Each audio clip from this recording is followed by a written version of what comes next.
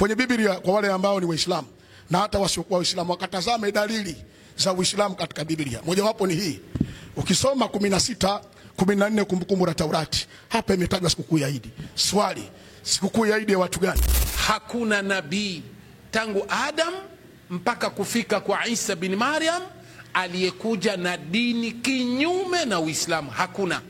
Na kanusha na ninasema na kujiamini na ninajua hilo haliwezekani na hajapatikana duniani ambaye yuko na uwezo wa kuvunja hili au wa kudhihirisha hili kwamba kuna nabii anakuja na dini kinyume na Uislamu. Kwa ushahidi huu duniani hayupo. Tumeandaa debate kubwa sana ambayo itakuwa na wahubiri wa Afrika Mashariki na Kati. Wahubiri kutoka nchi za Kongo, kutoka nchini Burundi, kutoka nchini Kenya, kutoka nchini Uganda, ambao wote kwa pamoja watajumuika katika debate hiyo ambayo itafanyika tarehe 17 ya mwezi huu, mwezi Mei 2025 katika ukumbi wa Simba Oil pale Mburahati Kigogo, kuanzia majira ya asubuhi mpaka majira ya saa 9 la asiri.